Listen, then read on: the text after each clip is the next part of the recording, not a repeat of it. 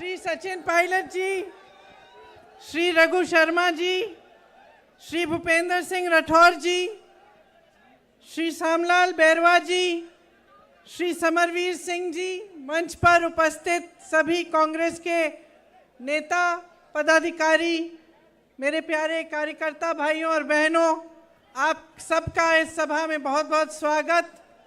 मेरी प्यारी बहनों, मेरे प्यारे भाई, आज थोड़ी गर्मी भी है, आपने काफ़ी इंतज़ार किया और इतने प्रेम से मेरा स्वागत किया, इसके लिए मैं बहुत बहुत आभारी हूँ। आप सबको बहुत बहुत धन्यवाद और इस सभा में आपका भी स्वागत। आप न घड़ी घड़ी राम राम सा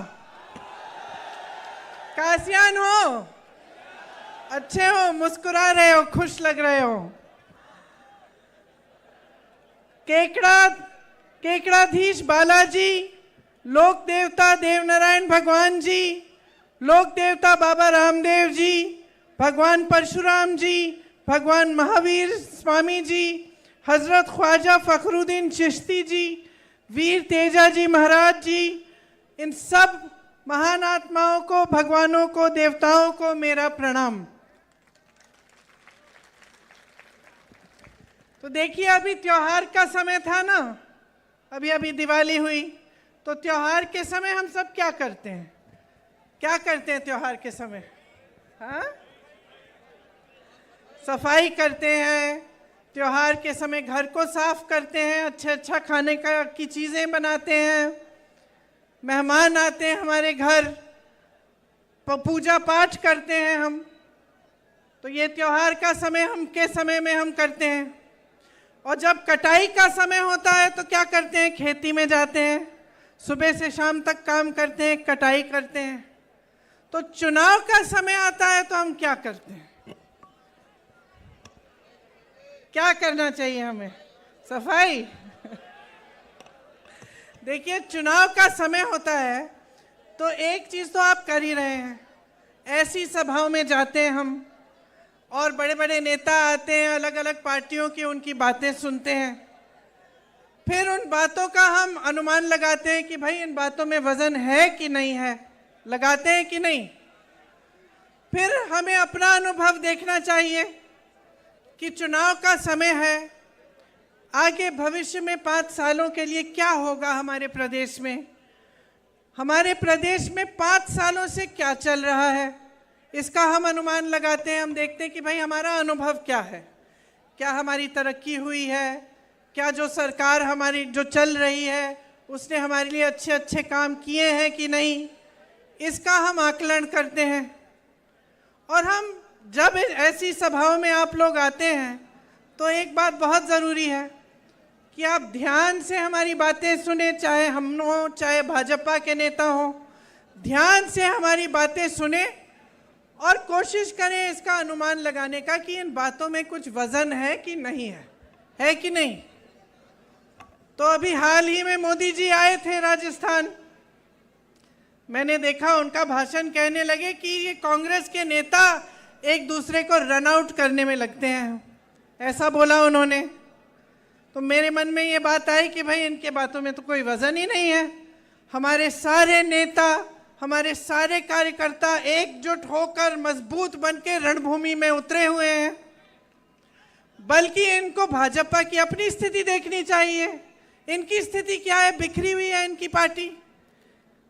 हिट विकेट तो ये है राजस्थान में भाजपा वाले। तो ये बात उन्होंने की एक बात और असलियत कुछ और है। कह रहे हैं कि हम लोग रन आउट करते हैं, हिट विकेट इनकी पार्टी है। इनकी पार्टी पूरी तरह से बिखरी हुई है। इनके नेता, जो बड़े बड़े नेता हैं, उनको इन्होंने परे कर दिया है। किसी को मालूम ही नहीं है कि अगर मुख्यमंत्री बनेगा तो कौन बनेगा, किसी को नहीं मालूम। बल्कि ये दूरबीन से जाकर ढूंढ रहे हैं पूरे राजस्थान में कि भाई हमारा नेता कौन बन सकता है, क्योंकि जो बड़े बड़े नेता थे उनको साइड कर दिया इन्होंने। तो बात यह है कि जब नेता आपके सामने आता है तो उसकी बातों के वजन को आप तोलिए कि किस आधार पर कह रहे हैं जो कह रहे हैं। आपके सामने अभी सचिन जी ने कहा कि भाजपा के जो ज़्यादातर नेता आते हैं वो धर्म की बात करते हैं, जाति की बात करते हैं। तो आपको सोचना पड़ेगा कि भाई धर्म की बात और जाति की बात चुनाव के समय क्यों होती है? जो नेता ये बात चुनाव के समय कर रहा है, इसका मतलब है कि उसके आधार पर आपसे वोट मांग रहा है। तो कह रहा है कि भाई धर्म के आधार पर वोट दो या अपनी जाति के आधार पर वोट दो। तो इसका मतलब है कि काम के आधार पर मांग नहीं सकता, क्योंकि जो असली नेता होता है, जिसने आपके लिए काम किया, जैसे रघु शर्मा जी ने आपके लिए काम किया, हमारी सरकार ने यहाँ पे आपके लिए काम किया, तो हम काम के आधार पर आपसे वोट मांगते हैं या आपसे समर्थन मांगते हैं। अब एक तरफ भाजपा के नेता जो ऐसी अजीब सी बातें करते हैं जब चुनाव के लिए आते हैं। मैं मध्य प्रदेश में थी, मध्य प्रदेश में 18 सालों से इनकी सरकार है और 18 सालों से इनकी सरकार है, लेकिन एक काम का नाम नहीं लेते। जब मंच पे खड़े होते हैं वहां पे भी धर्म और जाति की बातें और उसी के आधार पर वोट। तो 18 साल से आपकी सरकार रही, आप काम पर वोट क्यों नहीं मांग रहे? मैं बताती हूँ। अभी कुछ दिनों पहले मैं गहलोत जी के साथ चुनाव प्रचार में निकली थी, तो मैंने गहलोत जी से पूछा, आपने यहाँ राजस्थान में अपनी सरकार में कितने रोजगार दिलवाए हैं? गहलोत जी ने कहा कि देखिए 2 लाख रोजगार तो दिलवा दिए हैं हमने और 1 लाख और की हमने घोषणा की है, जिसमें से 40,000 प्रोसेस में है। और आप सोच सकते हैं कि यहाँ हमारी 5 सालों से सरकार है, यहाँ के मुख्यमंत्री कह रहे हैं कि कांग्रेस के शासनकाल में आपको 2 लाख रोजगार दिलवाए हैं। 18 सालों से बहनों और भाइयों मध्य प्रदेश में भाजपा की सरकार चल रही है। 18 सालों से 3.5 सालों में उन्होंने 21 रोजगार दिलवाए हैं। यहाँ 5 सालों में 2 लाख, वहाँ 3.5 सालों में 21, सिर्फ 21 रोजगार दिलवाए हैं। यहाँ पाठशालाएं खोली हैं, इंग्लिश मीडियम की पाठशालाएं। मैंने पूछा मुख्यमंत्री जी से कि हर जिले में है इंग्लिश मीडियम की पाठशाला? हंसने लगे, कहे हर जिले में क्या, गांव-गांव में खोल रहे हैं हम। वहां मध्य प्रदेश में 18 सालों से इनकी सरकार चल रही है, पाठशालाएं बंद हो रही हैं। 7,000 से ज्यादा स्कूल बंद हो चुके हैं। यहाँ पे केकड़ी में आपके लिए नया जिला बनाया गया, यहाँ पे 400 बेड का अस्पताल बनाया गया। जब कोरोना हुआ तो काफी जानें इन चीजों से बची। पिछले 5 सालों में कांग्रेस की सरकार ने जो काम किया, जो आपकी सेवा की, उसी के आधार पर हम आपसे वोट मांगते हैं। इसीलिए यहाँ पे जो आपकी सरकार है, अगर हम देखें तो चाहे हमारी यहाँ की सरकार को देखें, चाहे छत्तीसगढ़ में कांग्रेस की सरकार को देखें, तो किसानों के लिए कितना काम किया है। 15,000 करोड़ का कर्ज माफ हुआ है। आप पूछिए जरा, किसी प्रदेश में भाजपा ने किसान का कर्ज माफ किया है? आपने काले कानून की बात की, जब काले कानून के खिलाफ देश का सारा किसान आंदोलन कर रहा था, तब ये क्या कर रहे थे?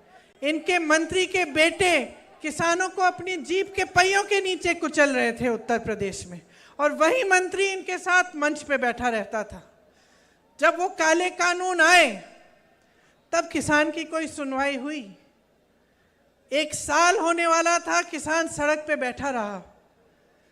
सैकड़ों किसान शहीद हुए। पानी नहीं था, बिजली भी नहीं थी, उस समय सड़क पे ही बैठे थे, लेकिन उनकी सुनवाई नहीं हुई। सुनवाई तब हुई, काले कानून वापस तब लिए गए भाजपा द्वारा जब 2 महीनों में उत्तर प्रदेश का विधानसभा का चुनाव आ रहा था। चुनाव आने तक कोई सुनवाई नहीं हुई। हम जब कहते हैं प्रदेशों में कि हम कर्ज माफ करेंगे किसानों के, तो मालूम है ये लोग क्या कहते हैं? क्या कहते हैं? कहते हैं पैसे नहीं है इन चीजों को करने के लिए। जिस समय किसानों का आंदोलन चल रहा था, उस समय उत्तर प्रदेश के किसान का 15,000 करोड़ का बकाया था, गन्ने का बकाया। गन्ने का 15,000 करोड़ का बकाया था। उसके थोड़े ही बाद मोदी जी की सरकार ने कहा कि हम 20,000 करोड़ रुपए खर्चेंगे, दिल्ली का जो संसद भवन है उसको सुंदर बनाना है। तो हम उस समय पूछ रहे थे कि ये जो 15,000 करोड़ का जो बकाया है गन्ने का, ये क्यों नहीं दे रहे हो? कह रहे थे हमारे पास पैसा नहीं है। किसानों के कर्ज को माफ करने के लिए पैसा नहीं था, लेकिन संसद को जो 70 साल से अच्छा खासा चले आ रहा था संसद भवन, उसको सुंदर करने के लिए आपके पास 20,000 करोड़ हैं। क्यों? क्योंकि उसको करने से आपका मान सम्मान बढ़ रहा है और किसानों की कोई परवाह ही नहीं है आपको। 2000 यूनिट यहाँ पे आपको बिजली की फ्री में मिली है, सिंचाई का बिल माफ हुआ है। यहाँ आवारा पशु की जो समस्या थी उसके लिए आपकी मदद के लिए सरकार ने सोचा कि किस तरह से मदद कर सकते हैं, तो 67 लाख मीटर की तारबंदी की। छत्तीसगढ़ में हमारी सरकार है, यही समस्या वहाँ थी, तो सरकार ने गोबर खरीदना शुरू किया, क्योंकि ये सोच थी कि अगर हम गोबर खरीदना शुरू करें तो लोग इस जानवरों को अपने घर में रख लेंगे, पाल लेंगे, क्योंकि उससे कमा लेंगे। तो बहुत उनकी सुविधा हुई। जो आवारा पशु घूम रहा था उसको लोगों ने रख लिया घर में, और सरकार ने गोबर खरीदी, गोबर का गोबर गैस बनाया, अन्य चीज़ें की, तो सबका फायदा हो गया। इसी तरह से हमारी सरकार यहाँ कह रही है कि हमारी सरकार दोबारा बनेगी तो हम भी गोबर खरीदना शुरू करेंगे यहाँ पे, ताकि राजस्थान में भी ये समस्या हल हो सके। और ये लंपी की जो बीमारी आई थी, इस समय भी 40,000 प्रति गाय का मुआवजा मिला था आपको। अन्य जगह जहाँ इनके प्रदेश हैं वहाँ पे इस तरह के काम नहीं होते, हम खुद देखते आ रहे हैं। इसलिए मैं कहती हूँ, बातों का वजन समझो। ये जब कहते हैं कि आपके लिए करेंगे, इनसे पूछिए ना किया क्या है। मध्य प्रदेश में 18 सालों से सरकार चली आ रही है, वहाँ पे स्कूल बंद हो गए हैं, वहाँ पे आवारा पशु की समस्या इतनी ख़राब हो गई है कि पूरी रात पूरे दिन पहरेदारी करनी पड़ती है खेतों की किसानों को। किसी ने सुनवाई ही नहीं की, किसी तरफ से इनकी सुनवाई नहीं है। इनकी जो है सोच जो है ना भाजपा की सरकारों की, आपको समझना पड़ेगा आज। इनकी सोच, इनकी जो विचारधारा है, ये इसके दो पहलू हैं। सबसे पहले तो ये है कि जो गरीब है, जो मिडिल क्लास है, उसके लिए कोई सोच नहीं है। आपसे सींचना और आपसे खींचना और बड़े बड़े उद्योगपतियों को सींचना, ये उनकी नीति है। अब कैसे मालूम पड़ता है? कैसे मालूम पड़ता है? आपके कर्ज माफ़ करने के लिए कहते हैं कि पैसे नहीं हैं। बड़े बड़े उद्योगपतियों के इन्होंने हज़ारों करोड़ माफ़ किए हैं। आज इनके राज में मेरे ख्याल से देश के इतिहास में कभी ऐसा नहीं हुआ होगा कि देश का किसान 27 रुपये प्रतिदिन कमाता है, और अडानी जी एक अडानी 16,000 करोड़ रुपए एक दिन में कमा रहा है। सोचिए ये पैसे आ कहाँ से रहे हैं? देश की सारी संपत्ति इनको दी जा रही है, सारे हवाई अड्डे, सारे बंदरगाह, बड़ी बड़ी कंपनियां जिससे आपको रोजगार मिलते थे, ये सारा इनके बड़े बड़े उद्योगपति मित्रों को मिल रहा है। यहाँ सरकारी कर्मचारी रो रहा है, कह रहा है भाई पुरानी पेंशन दे दो हमें वापस। 20 साल से हम मेहनत करते हैं, 20 सालों के लिए हर महीने आप हमारा पैसा काटते हैं पेंशन के लिए। हमारी मेहनत, हमारी कमाई आप हर महीने काटते हैं। 20 सालों के बाद हमें सुरक्षा चाहिए। जैसे पहले हमें पेंशन के पैसे हमें दिए जाते थे, उसी तरह से दीजिए। ये लोग क्या कर रहे हैं? पेंशन के पैसे इकट्ठे करके उनका निवेश कर देते हैं। अब सरकारी कर्मचारी कह रहा है कि भाई ये मेरे पैसे हैं, मेरी 20 साल की कमाई है जो आपने हर महीने काटी, आप इसका निवेश कहीं गलत जगह कर लिए और ये पैसे आप गंवा दें तो मेरा क्या होगा? मेरी कमाई का क्या होगा? सरकारी कर्मचारियों की कोई सुनवाई नहीं है। इनके हर प्रदेश में नई पेंशन स्कीम चल रही है, कांग्रेस के हर प्रदेश में पुरानी पेंशन स्कीम चल रही है। राजस्थान में है, हिमाचल में है, छत्तीसगढ़ में है, हर जगह, कर्नाटका में, हर जगह पुरानी पेंशन की स्कीम। हम नहीं कह रहे कि पैसे नहीं हैं, हम कह रहे हैं हम पैसे ढूंढ के निकालेंगे इसके लिए। हम कह रहे हैं हमें कर्ज माफ़ करना है, हम पैसे ढूंढ के निकालेंगे। अब इनकी सोच देखिए, मेरी बहनें बैठी हुई हैं, महिलाओं के लिए यहाँ पे आपकी सरकार ने बहुत किया है। सबसे पहले तो आपके लिए महंगाई की राहत कैंप बनाए। अब सोचिए कि ये नौबत आ गई है कि केंद्र सरकार इतनी महंगाई बढ़ा रही है कि प्रदेश की सरकार को राहत के कैंप लगवाने पड़ रहे हैं। सिलेंडर आपको 500 में मिल रहा है। 1 करोड़ लोगों को बिजली बिल की बिल जो शून्य हो गई, इंदिरा रसोई बनाई गई, 8 रुपए में आपको भरपेट भोजन मिलता है। 40 लाख मोबाइल दिए गए महिलाओं को, छात्राओं को स्कूटी देने का काम शुरू हुआ है। केजी से पीजी तक निःशुल्क शिक्षा महिलाओं के लिए, सरकारी बसों में आधा किराया, सरकारी नौकरियों में 30% आरक्षण, 10वीं पास होने पर 10,000 रुपये, 12वीं पास होने पर 20,000 रुपये। अब हम इसकी तुलना करते हैं भाजपा के प्रदेश से, मध्य प्रदेश से। 18 सालों के लिए महिलाओं के लिए कुछ नहीं किया। 18 सालों के लिए कुछ नहीं किया। अब चुनाव आ रहा है, 2 महीनों पहले इन्होंने महिलाओं को कहा कि अपने खाते खोलो, हम आपके खातों में पैसे डालेंगे। 2 महीने पहले। 18 साल से इनकी सरकार चल रही थी, 18 सालों से महिला की कोई सुनवाई नहीं थी। महिला तो 18 साल से संकटों का सामना कर रही थी, संघर्ष का सामना कर रही थी।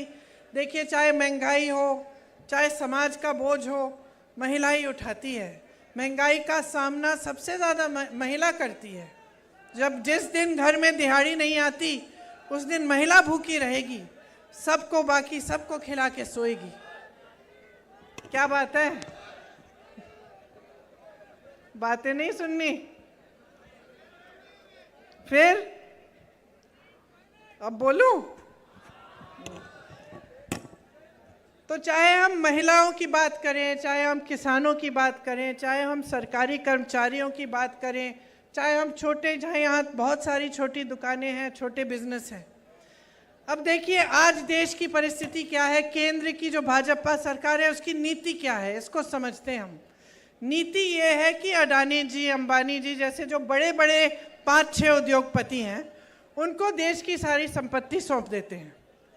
और जो छोटे उद्योगपति हैं, जो छोटे दुकानदार हैं, जो छोटे कारोबार संभालते हैं, उनको क्या किया? पहले नोटबंदी की, सबको बोला कि भाई कतार में खड़े हो जाओ, देशभक्ति की बात है, आप लोग खड़े हो गए। हुए कि नहीं? अंत में क्या हुआ? कोई काला धन वापस नहीं आया। अंत में नुकसान तो छोटे कारोबारों का हुआ, छोटे बिजनेस वालों का, छोटे दुकानदारों का हुआ। नोटबंदी हुई, उसके बाद कोरोना आया। कोरोना में आपको कोई राहत नहीं दी। केंद्र सरकार का काम होता है कि राहत दे। जब आपदा आती है, जब इस तरह की महामारी आती है, तो जनता की मदद करे, सहायता करे। नहीं हुआ। उसके बाद क्या हुआ? मदद करने के बजाय जीएसटी थोप दी। अब जीएसटी से आपकी मतलब पैरों पे आपकी कुल्हाड़ी मारी। हर तरफ से आपको नुकसान होता है और ऊपर से आप कमा नहीं पा रहे हैं, ऊपर से महंगाई बढ़ती चली जाती है। हर चीज़ पे जीएसटी है। तो अब हर स्तर पे अगर आप देखेंगे तो आपको दिखेगा कि केंद्र सरकार की जो नीतियां हैं उससे आपके लिए कुछ नहीं हो रहा है। और जहाँ जहाँ इनकी प्रदेश की सरकारें हैं, वहाँ स्वास्थ्य की सुविधाएं ठप है, शिक्षा की सुविधाएं ठप है, आपके लिए, किसानों के लिए जो सुविधाएं हैं वो ख़त्म है। तो आपके सामने 1-2 राहें हैं। आप इधर खड़े हैं, एक तरफ आप बीजेपी को चुनेंगे, भाजपा को चुनेंगे, तो आप देख सकते हैं कि किस तरह की नीतियां आपके प्रदेश में लागू होंगी, किस तरह के जो जितने भी अच्छे काम कांग्रेस पार्टी कर रही है आपके लिए, वो सारे बंद हो जाएंगे। ये पुरानी पेंशन की स्कीम, ये किसानों का कर्ज माफ़ होना, ये बिजली की बिल जो फ्री है, ये सब बंद हो जाएगा। ये कुछ भी कहें, कैसी भी घोषणाएं करें, मध्य प्रदेश में इन्होंने 22,000 घोषणाएं की। 22,000 घोषणाएं, इतनी घोषणाएं कि खुद इनको याद नहीं होगी। 22,000 घोषणाएं की, 22 तक इन्होंने पूरी नहीं की हैं। 18 सालों से इनकी सरकार चल रही है। तो मैं आपसे ये कहना चाहती हूँ कि देखिए, स्वास्थ्य में भी आपके लिए काम हुए, अस्पताल खुले, चिरंजीवी योजना आई, मैं ऐसे लोगों से मिली हूँ यहाँ आते वक्त जिनका हार्ट का पूरी सर्जरी सरकार के द्वारा हो गई। मुझे कहा कि दीदी एक भी पैसा नहीं भरना पड़ा। एक लड़का था, उसे कैंसर था, छोटा सा बच्चा, उसके पिताजी ने मुझे बताया कि जितनी भी दवा थी सब सरकार द्वारा हो गई। ये जो चिरंजीवी योजना है, आपको इसमें 25 लाख तक आप इलाज करा सकते हैं। ऐसी योजनाएं भाजपा के प्रदेशों में नहीं है भाई और बहनों। युवाओं के लिए मैंने पहले कहा ही कि 2 लाख से अधिक नौकरियां बनी हैं और 1 लाख की घोषणा हो गई है, जिसमें से 40,000 अभी प्रोसेस में है, इनकी प्रक्रिया शुरू है। हमने एक कानून बनाया है। हम समझते हैं आपकी पीड़ा क्या है कि आप इतनी मेहनत से अपने बच्चों को पढ़ाते लिखाते हैं, फिर बच्चे पेपर भर्ती की परीक्षा करते हैं, उसमें पेपर लीक कर लेता है कोई, या कोई घोटाला हो जाता है। हम समझते हैं कि कितनी पीड़ा होती है, क्योंकि आप मेहनत करते हो, प्राइवेट में ट्यूशन भी करा देते हो, फीस भरने के लिए खूब मेहनत करते हो, बच्चे मेहनत करते हैं, बच्चे अपना भविष्य उज्जवल देखना चाहते हैं, और फिर भी उसमें पेपर लीक हो जाए तो इसमें बहुत पीड़ा होती है, बहुत नुकसान होता है नौजवानों का। तो इसलिए हमने यहाँ कानून लागू करना है जिसमें जब पेपर लीक होता है, जो भी पेपर लीक करता है उसको पूरे जीवन की सजा मिलेगी अगर उसको पकड़ा जाएगा तो। ऐसा कानून किसी राज्य में नहीं बनाया गया है। यहाँ पानी की भी सुविधा लाखों परिवारों को मिली। आप मध्य प्रदेश जाइए, इनके अलग अलग प्रदेशों में जाइए, बड़ी बड़ी बातें हैं, इश्तिहार तो बढ़िया बढ़िया दिख जाएंगे, नेता बढ़िया बढ़िया बातें करेंगे, लेकिन धरातल आप ये काम नहीं देख पाएंगे। तो देखिए, आपको समझने की ज़रूरत है कि जैसे मैं कह रही थी, आप दोराहे पे खड़े हैं। एक तरफ भाजपा की नीतियाँ, एक तरफ कांग्रेस की नीतियाँ। वो आपसे आपकी संपत्ति ले रहे हैं, बड़े बड़े उद्योगपतियों को दे रहे हैं।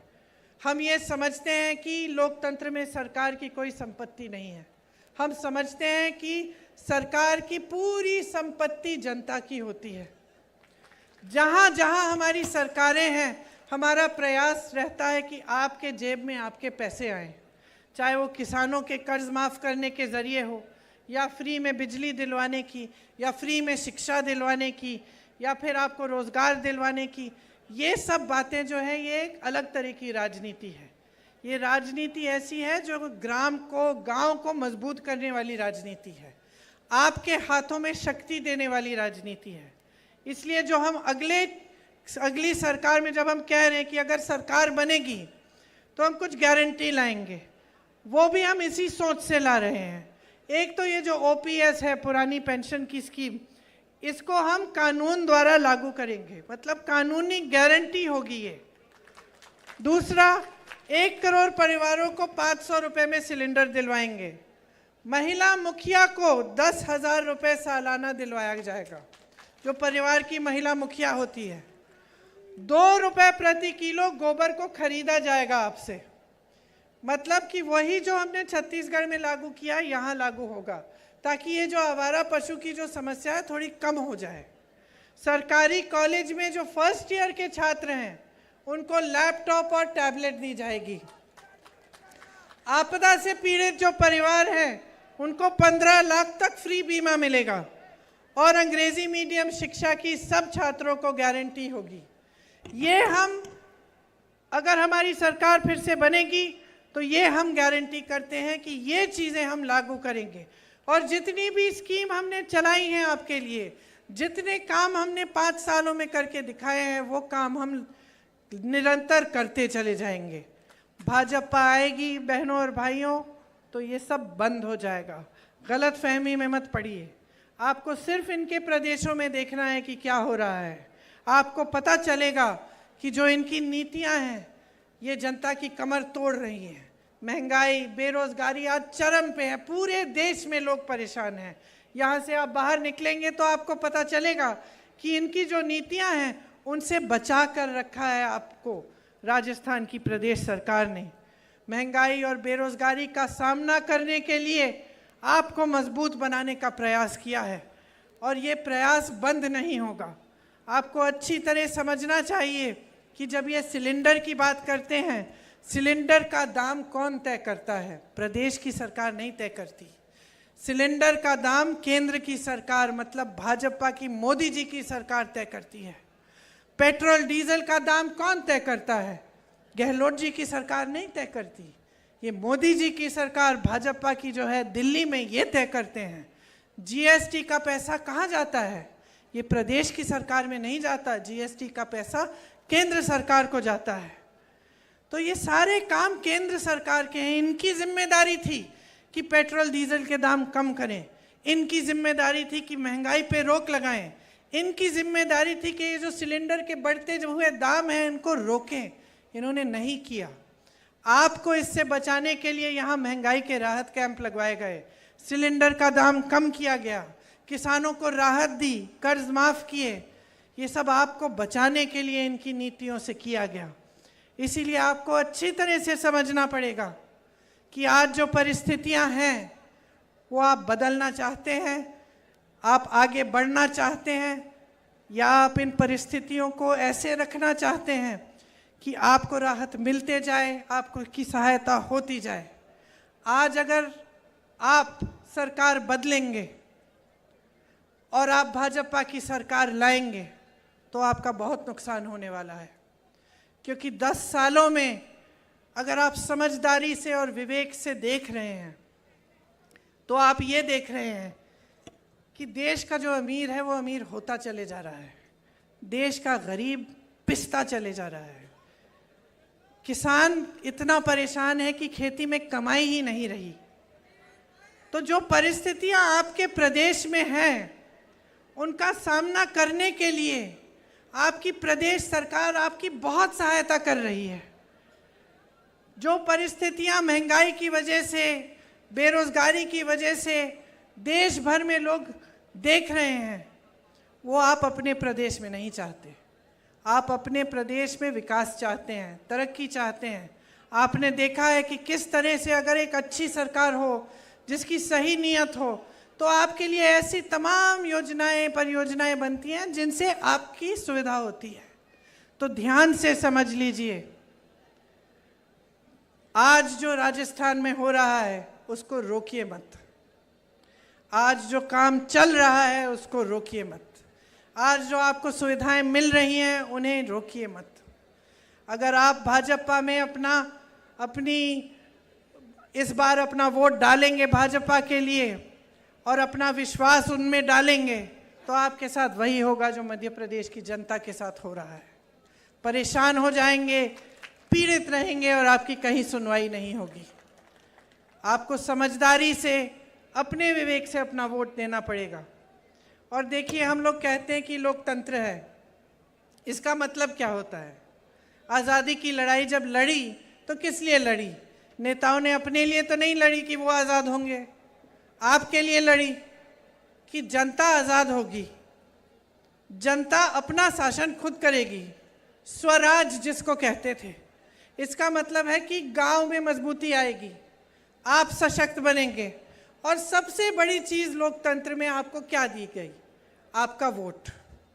और ये जो वोट है ना, इसको धर्म के आधार पर, जाति पे के आधार पर, इन पे डाल डाल के आप खुद अपना नुकसान कर रहे हैं। और नुकसान मैं इसलिए कह रही हूँ क्योंकि ये बातें राजनीति में इनका इस्तेमाल हो रहा है। आपके लिए नहीं कह रहे हैं ये बातें, ये आपके जज्बातों को उभारने के लिए कह रहे हैं कि देखो चुनाव आएगा, हम मंच पे खड़े हो जाएंगे, हम धर्म की बातें कर लेंगे, हमको वोट मिल जाएगा। और जहाँ जहाँ इनकी सरकारें हैं, मैंने एक अनोखी चीज़ देखी है, आपको बताना चाहती हूँ। मैं छत्तीसगढ़ के मुख्यमंत्री जी से बातचीत कर रही थी तो हम दोनों ये बात कर रहे थे कि जैसे छत्तीसगढ़, राजस्थान जैसे प्रदेश हैं उसमें सरकार की एक जवाबदेही बनी हुई है। मतलब जो नेता है, मुख्यमंत्री है, मंत्री है, वो जानता है कि जनता को जवाब देना पड़ेगा। हम काम कर रहे हैं, काम के आधार पर हम जाके वोट मांगेंगे तो काम तो दिखाना पड़ेगा, है कि नहीं? और हम ये बात कर रहे थे कि अनोखी बात यह कि जहाँ भाजपा की सरकार है उन्हें ये एहसास नहीं है। जहां भाजपा की सरकार है वो नेता सोचते हैं कि उन्हें काम करने की कोई ज़रूरत नहीं है, क्योंकि वो काम के आधार पर वोट मांगने नहीं आते, धर्म के आधार पर आते हैं। तो वो सोचते हैं कि भाई हमें तो वोट मिलना ही है, हम धर्म की बातें कर लेंगे, अच्छी अच्छी बातें, लोग हमारी बातों को मान जाएंगे, लोगों के जज्बात जुड़ जाएंगे हमसे, तो काम करने की क्या ज़रूरत है।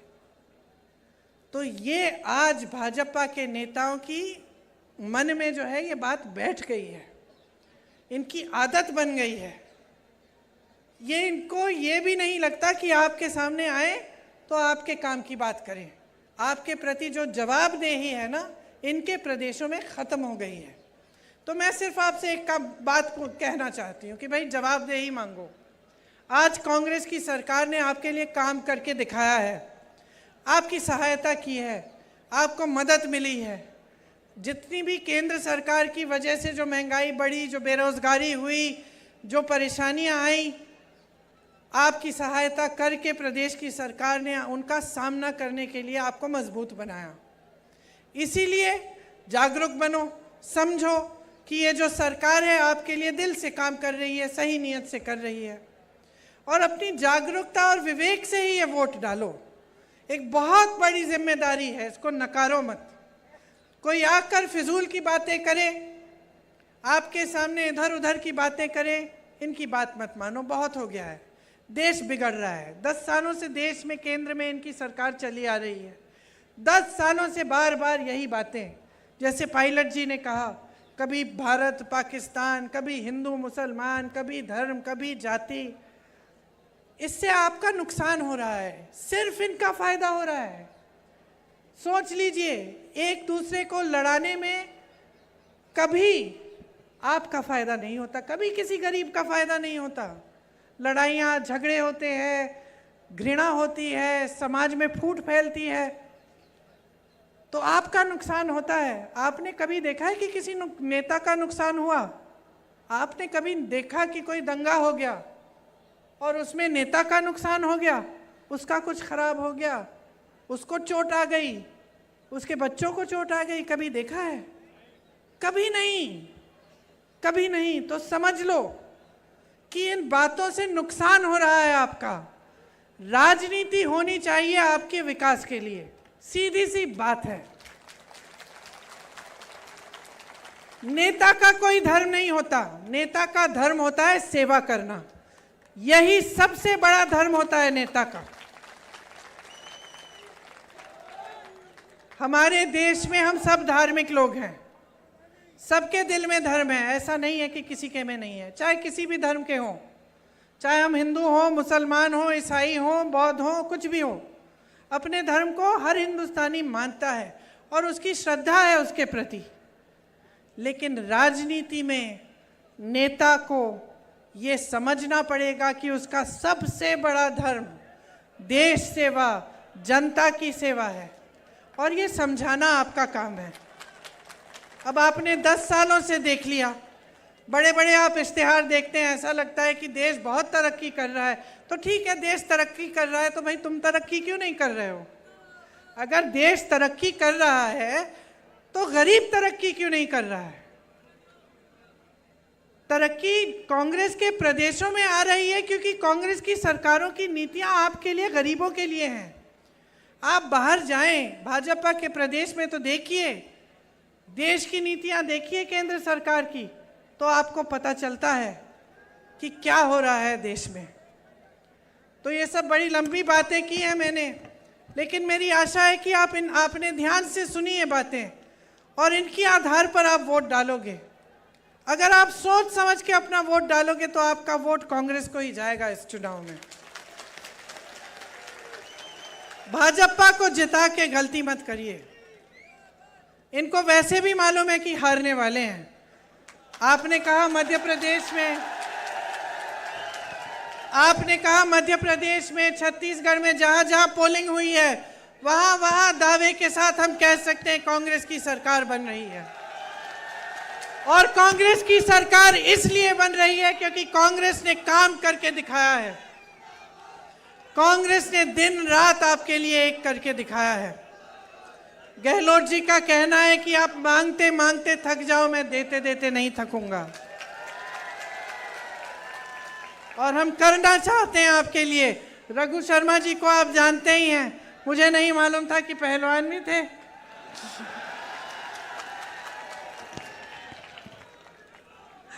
तो इनको भारी बहुमत से जिताओ, आपके लिए लड़ेंगे।